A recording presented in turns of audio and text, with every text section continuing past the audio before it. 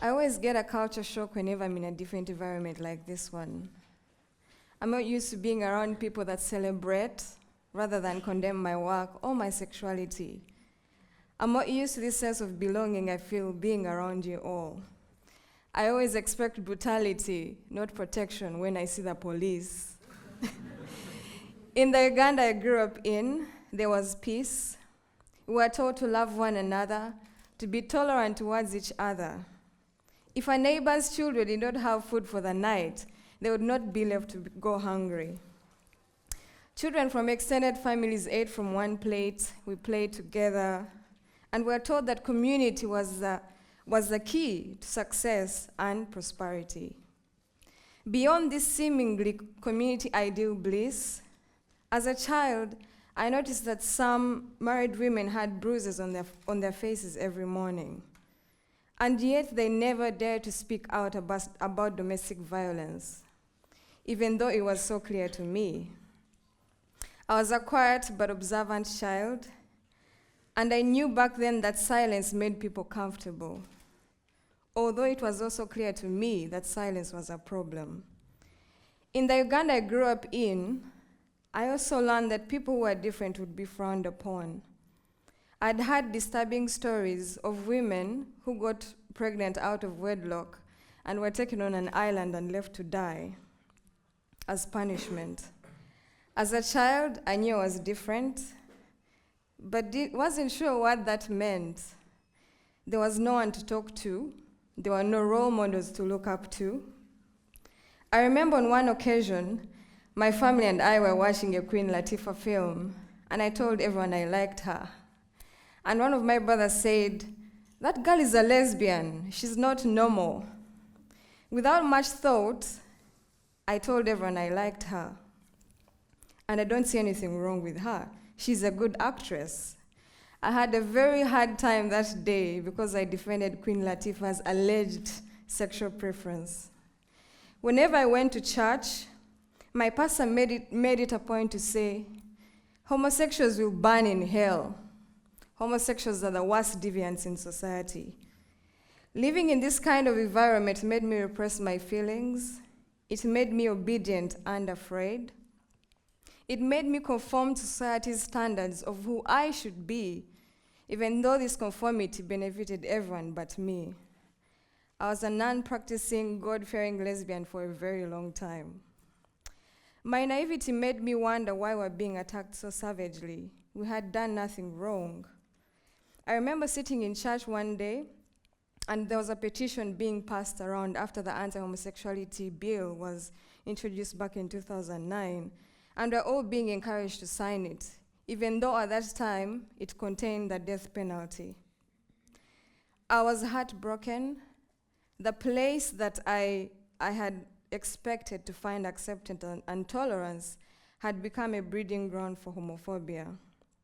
That day, I walked out of church with a petition in my hand, and I felt that by remaining silent, I was also part of the problem. Silence was no longer an option.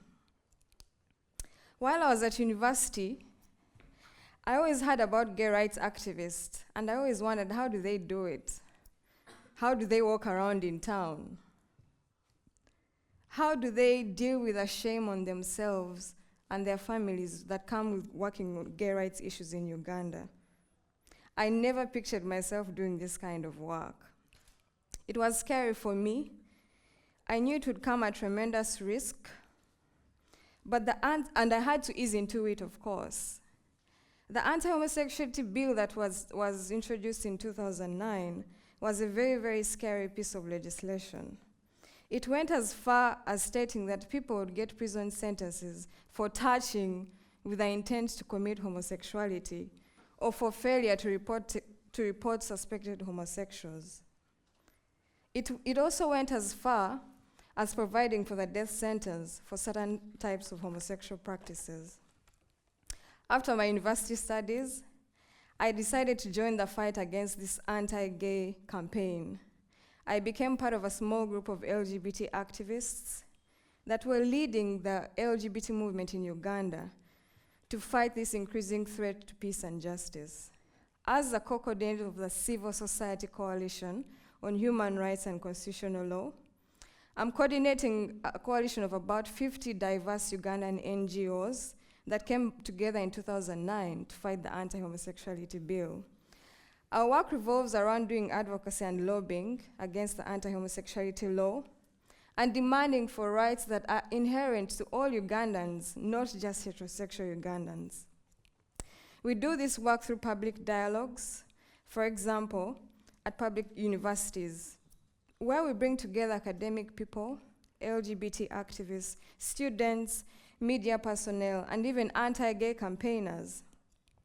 Imagine having over 100 people in one room, all of who have an opinion about the homosexual debate, being in the same room and being forced to listen to each other.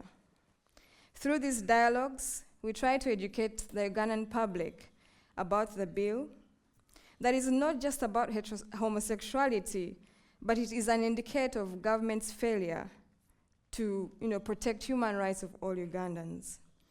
We also emphasize the fact that the law is being used to divert attention from government's failure to provide effective services.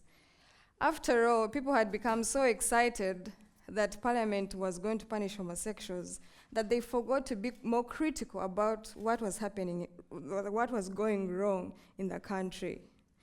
Our strategy was to have allies that did not identify as LGBT drive the agenda. We knew we would not win this war without mainstreaming gay rights as human rights. Our strategy, we also presented this bill as another attempt by government to silence civil society voices. We partnered with other activists, for example, HIV and AIDS activists, women's rights movements, and journalists, and other people that were being oppressed, among others. Through debates such as this, and through the use of media, we created an opportunity for each voice to be heard. We also tirelessly lobbied members of parliament and government officials to ensure that this bill was not passed into law. All our work was, however, met with a very well-grounded, powerful, and anti-gay campaign that had taken root in Uganda. Institutional leaders like religious leaders, with support from US evangelists, political leaders, and other opinion leaders, told Ugandans that homosexuals had an agenda to recruit children into homosexuality and to lead the Ugandan population into extinction. These false allegations drummed up alarming waves of fear and hysteria among my fellow Ugandans. Now, this is what has happened to the Uganda I grew up in.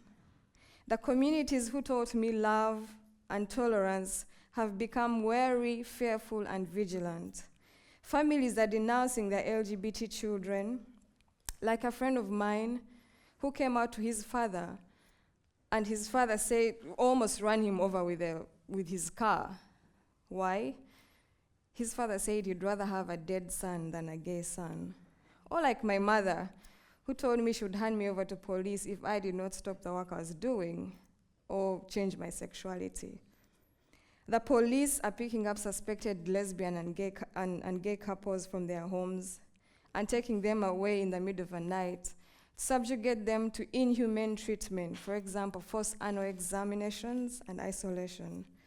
Meanwhile, the leaders in our church communities are telling their congregations God will punish anyone who accepts gay people in their communities. We're living in constant fear. Some of us have had to flee the country. We are scattered. And my community is under constant witch hunt. There have been over 20 cases of attempted suicide within the LGBT community. Unfortunately, 2 young men have succeeded in these suicide attempts.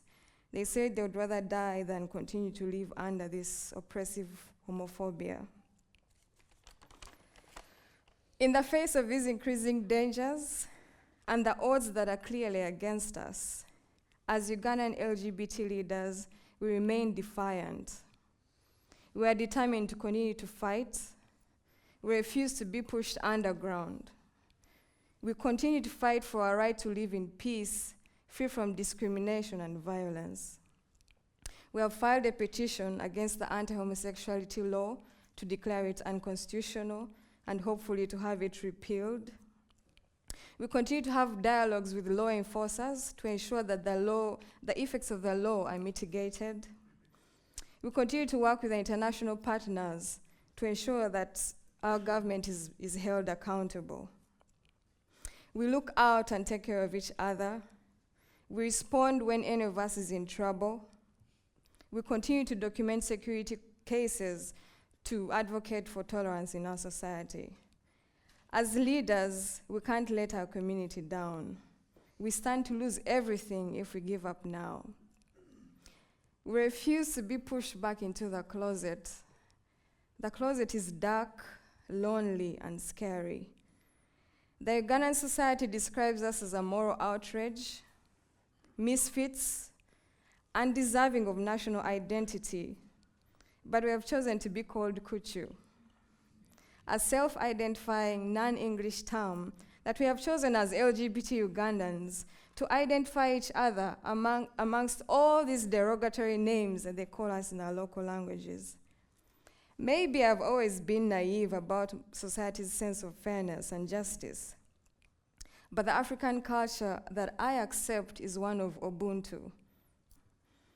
Ubuntu, which means in my language, omuntu, nomuntu, habgabantu, which in essence means a person is a person through other persons. The practice of Ubuntu is fundamentally inclusive, involving respect, tolerance, and concern for one family, neighbors, and friends. The reality of the LGBT community in Uganda, it would be easy for me to stand in front of you and tell you that my fellow Ugandans are barbaric and that there is no hope. However, that would mean that I've lost the backbone of my activism, optimism, and hope. Ugandans have been taught to hate. I believe that the spirit of respect, tolerance, and love is not dead among my people. And it's my obligation to fight for this humanity. Marginalized populations all over the world have had to fight, and I feel like I'm no different. We continue to work hard to help Ugandans unlearn this homophobia and regain the ability to accept different people into their societies. When I look around me today, I see the spirit of Ubuntu, I see love, I see celebration, and I draw so much strength from it. It builds on my hope that Uganda shall one day get to where you are right now. I implore you to keep an eye on Uganda. I implore you to continue to offer moral, financial, technical support to my community, the activists and the organizations working on the ground. Until then, I continue to be a sex outlaw. I continue to resist compulsory heterosexuality. I continue to resist dominant cultures. I continue to operate on hope. I thank you so much.